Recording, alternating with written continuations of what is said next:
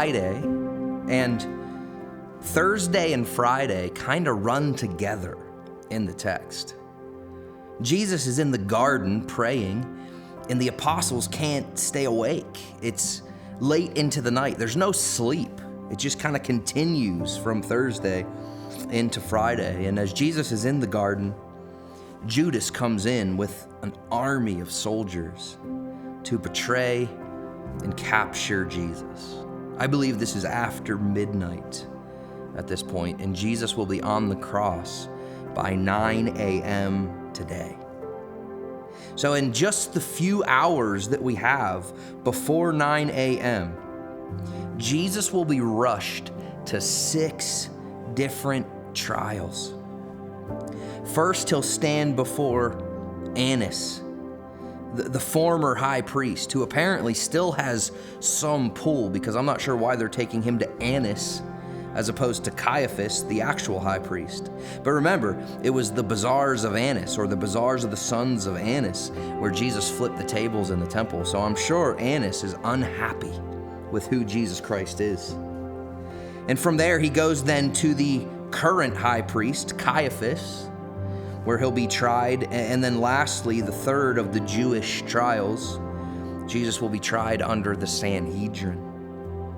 Now, after all 3 of these take place, they'll send him before the Romans, because they're trying to get him put to death. And so Jesus will go and he'll stand before Pilate, who wants nothing to do with this whole process. In fact, Pilate is going to then send Jesus to his 5th trial before Herod, because he says, this has nothing to do with me.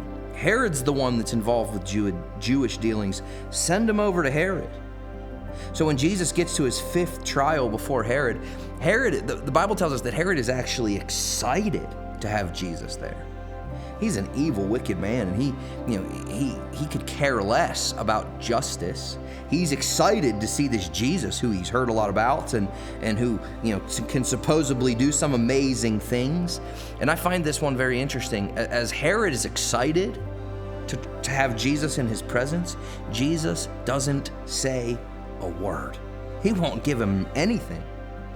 So Herod ends up sending him back to Pilate for the 6th and final trial that Jesus will go through. At this 6th and final trial, Pilate will eventually condemn Jesus to death. But not before Pilate first offers to release Jesus or Barabbas. And the crowd is going to proclaim, Barabbas, give us Barabbas, right? Kill this one that is Jesus. So Pilate will then have Jesus beaten and bloodied, and he'll have a crown of thorns jammed into his head. But that won't satisfy the crowd. They will continue to shout, crucify him. Crucify him. John chapter 18 and 19 lays some of this out and breaks it down for us really well. So Jesus from there will have to bear his own cross. He'll head out for Golgotha, or the place of the skull.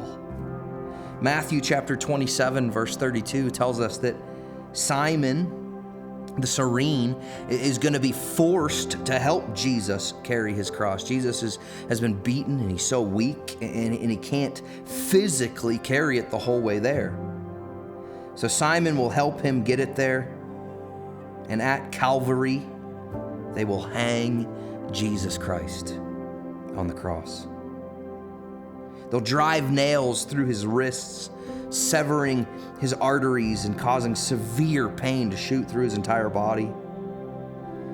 The Bible tells us that the soldiers will divide his garments amongst them.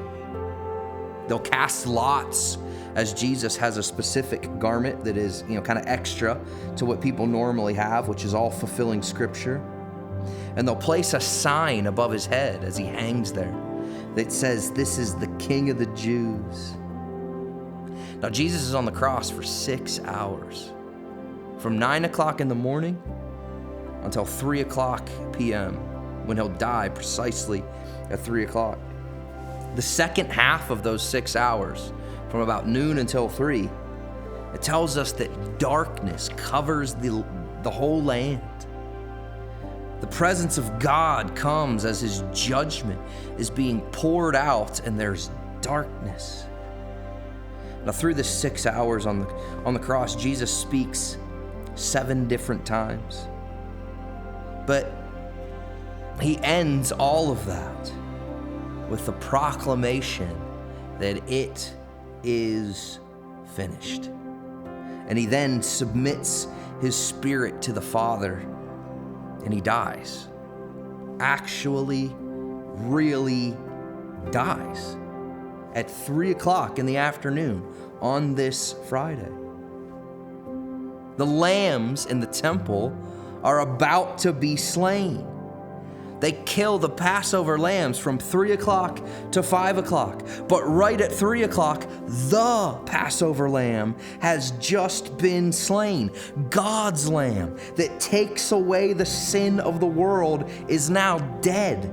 And because of that, the temple veil is torn in two from top to bottom as God opens up the access to where he is, to what symbolizes his presence. Sinful man is no longer cut off from God, as Jesus Christ has paid for the sin of his people, and they have access to God. I can't imagine the look on the high priest's face as he's standing there. It's 3 o'clock. He's ready to slaughter some lambs, but it's dark, and he can't see as well as he normally does. And all of a sudden, this thick temple veil curtain is torn in two, opening up access to a place that he's not allowed to go. He's only allowed in there once a year with blood. He's probably terrified at this moment. But Jesus Christ finished what he came to do. The Bible then tells us that there's an earthquake and graves open. And I love how the Roman centurion, the guy that is in charge of putting Jesus to death and who's very close to him throughout the whole process, ends up repenting of his sin and confessing Jesus Christ as actually being God after he sees this whole thing happen. Because Nisan 14, or this Friday, falls on the day of preparation, the Jews want to quickly get Jesus off the cross. Sabbath day is coming. So they need to quickly finish this thing up so that they can go have their day of rest. Joseph of Arimathea asks if he can take Jesus' body, and he puts it into his very own tomb, which fulfills scripture. This is happening all through this whole process. They wrap his body in grave clothes, and they get Jesus into the tomb before sunset, so on Friday, the actual day. So this Friday, Nisan 14, Jesus has died. It's the crucifixion. And it is day 1 of his burial and his time spent in the grave. We'll talk about that tomorrow.